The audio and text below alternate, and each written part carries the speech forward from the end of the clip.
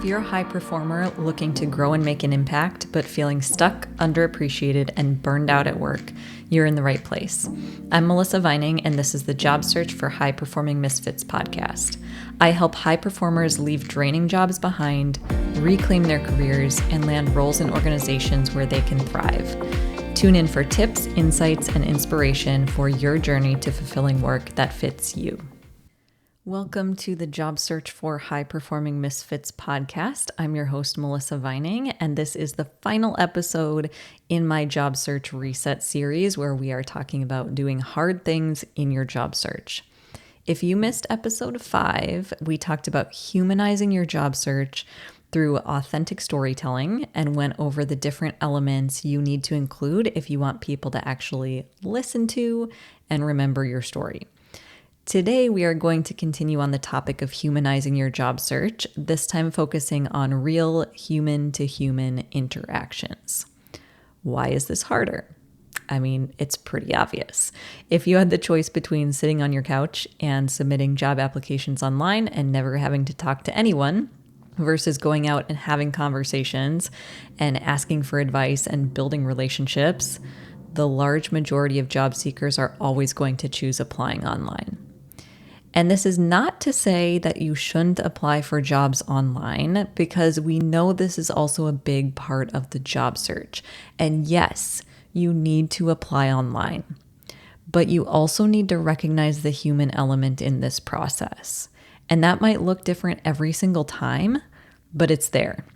So the first strategy I want to talk about today is something you probably know by the term networking, but is what I prefer to think of as relationship building or community building.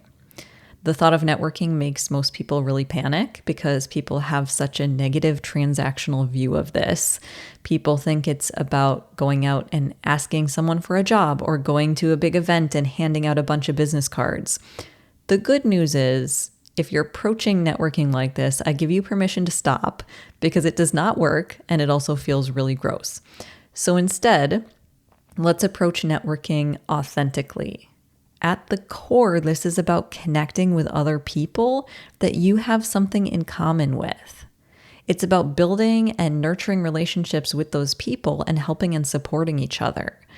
And the way this works and becomes authentic and genuine is when you go seek out people you actually like as humans and would want to be friends with in regular life. So the strategy here is to find people and community spaces focused on shared commonalities. That could look so many different ways.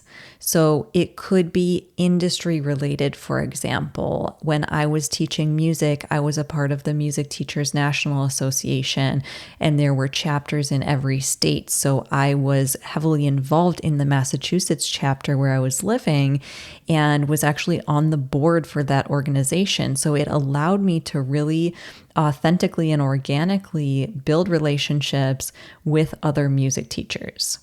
Another example is that it could be education related, so things like alumni groups or events. It could be location related. So maybe you have neighborhood groups or groups within your city.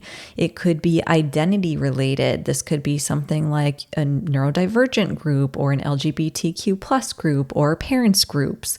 Could be hobby related. So maybe you're a musician, maybe there's a book club or outdoor recreation or whatever it is that you enjoy doing. Could also be religious, so your local church or temple or anything like that. So again, this feels like it's not as related to your job search, but by building those relationships, it helps you in many different aspects of your job search because now you have this network that you can lean on to help with things like getting advice, getting connections to other people, expanding into different areas, maybe getting referrals also. So the point is, find places where you already fit and focus your energy there. How does this help in your job search in reality? The thing is, people like people who are like them. When you have something in common, people automatically tend to feel closer to you. It gives a sense of familiarity. And when you do already have a relationship with someone, it becomes much easier and more natural to tell them that you're looking for a job. So again, to ask for advice, information, resources. Once you have an established relationship, you can go to those people and say, hey, I'm looking for a job. And when you do this, you still want to be very specific, both about what you're looking for and about how they can help you. So this means that you're ready to say, these are the types of roles I'm looking for. This is the industry I want to be in. These are the companies I'm targeting. This is what I do best. And these are the ways that I contribute to those companies. So, of course, this requires you to do all the hard things that we talked about in the previous episodes first, because if you don't have that foundation, all of this becomes less effective.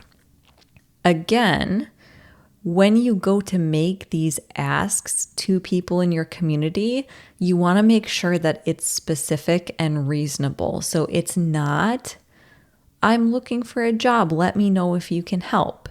That tends to be so vague that you're probably not going to get any responses from it, even from people who maybe you might know very well. On the other hand, sometimes people approach this and say things like, do you have a job for me? Or can you pass this along to the hiring manager? Those are on the other end of this because those asks are way too big. You don't want to go in and ask someone for something that then makes them uncomfortable or is maybe something they really can't help you with. So instead, some examples of things that you could ask for could be an introduction. So you see that someone knows someone who works for one of your target companies. You can say something like, oh, I'm interested in this company. Would you be willing to introduce me to this person? You could also ask for advice or insights. Maybe you say, hey, I applied to this job at your company. Do you know anyone on the hiring team? Or do you know what the hiring process looks like for this position? Or maybe you say, I'm looking for these types of roles. Do you know of any companies like one of your target companies that might need people right now? Or you kind of describe the company that you're looking to work for and the attributes that you came up with and ask if they know of any companies like that. So the goal here is to open the door to the conversation. And remember, if you're talking to people who know you on some level, this is a much easier conversation to have. Okay, so that's the first strategy, community building. That is kind of the tangential strategy in the job search, but there's also a direct human connection strategy that you can use within the job search itself. And again, this doesn't feel easy, so your immediate reaction might be that you start thinking of excuses for why this doesn't work or why this isn't a good idea. So just put a pause on that and hear me out first. Every time you apply to a job, there are likely hundreds of other people who also applied to that same job. Even if you account for the people who are not really qualified, there are going to be many people who are equally qualified as you, and some who are probably even more qualified than you. And I don't say this to be negative, but to demonstrate that you have to do something more to stand out right now. One of those things is human to human. So let me give you a few scenarios. You start by applying to the job online. This is the first step. There might be cases where you hear about it through your network before it's posted, which can be even better, but either way, you still have to fill out the application. So you apply online. After that, you want to ask yourself, do I know someone who works here? Or do I know someone who knows someone and I can ask for an introduction? So this goes back to what I talked about earlier because we always want to start with the network we already have. If you can get an introduction, that immediately makes you feel more credible because you're no longer a random person. And this is the strategy in all of this for you to really feel like you're not a random person. You're someone they can relate to in some way. So another way to do that is to send a personal note to the hiring team after you apply online. So again, the scenario is you start by applying online and then you send the personal note to the hiring team. Yes, There will be some companies that have specific rules around this and say, do not contact us about our open positions. If that's the case, please do not contact them about their open positions. But if that is not specified in that way, you can reach out, send them a quick message on LinkedIn or by email. Just introduce yourself, let them know you applied, do anything else you can do to make their lives easier. Remember, they have a position to fill, and that's one more thing on their plate. I have heard from several recruiters that when they get a message like this, they will go in and pull that person's application out of the stack. Does that mean they always get the interview? No, but at least they're putting eyes on your resume. The human connection is also an element that tends to be really overlooked in interviews, but is essentially one of the most important things about the interview.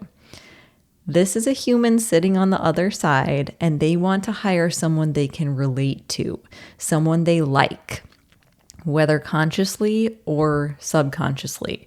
So let me give you a personal example. When I was interviewing for the first role that I had at the career center where I work, I was interviewing with the person who was at that time the director of the career center. And I looked him up before the interview and found out that he was a professional musician. And of course, you know, if you've been listening to this podcast, I am also a professional musician. And this was one of the first things I did during that interview. I brought up the commonality that we had.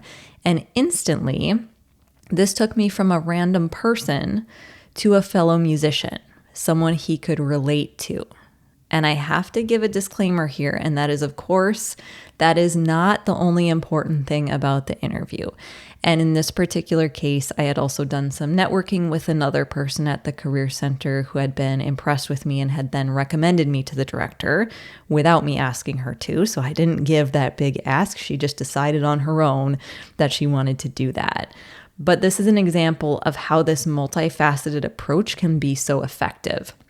And what ended up happening was that this interview lasted maybe 5 or 10 minutes total. And he said something like, well, I think we're all set. Don't be alarmed by the length of this interview because I can tell you're the person for this job and I look forward to bringing you on board. And again, this is just one example that demonstrates how important those first few minutes are and how important that human connection is, because I really didn't have to do much else to prove myself. If they decide they already like you up front, that sets the tone for the entire interaction. So the point is, you want to do your research on the interviewers in advance. Look for commonalities, connect with them on a personal level at the beginning of the conversation. This might be a shared experience or a shared interest. So in my example, we were both musicians, but I've also connected with several people using the shared experience of attending the same college or university. That strategy has been very effective for me as well.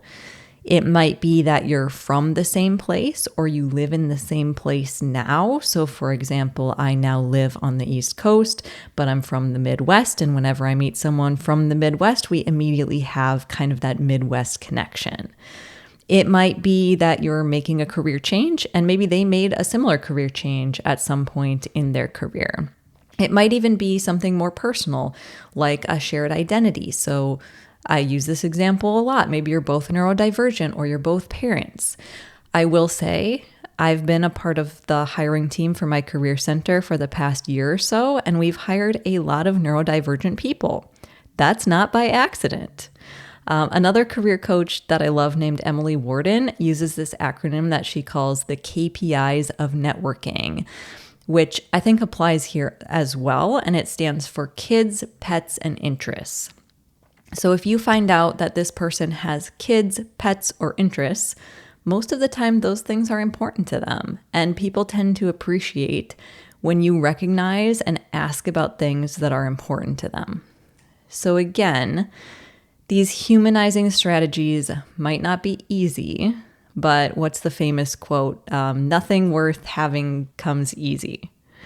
So this brings me to the end of my job search reset series, and I hope this has given you some really good ideas on how to reset and move forward faster towards your goal. Because this is a tough job market to be in, but if you are listening to this right now and you can relate to the high-performing misfit concept, I am sure that you are more than capable of making this happen. And the good news for you is that because you are not like other people, and if you approach this in a way that 99% of the people probably will not, that gives you an edge that's hard to ignore. So I hope this was helpful, and if there are any specific topics or other things that you want to see me cover this year, reach out and let me know. You can find me on LinkedIn. I'll put the link in the show notes. Send me a message. Let me know what you want to see, and you might find that I'm talking about it next time. See you then. If you love this podcast, be sure to hit subscribe, leave me a review, and share it with a friend so we can help more high-performing misfits find work they love. See you next time.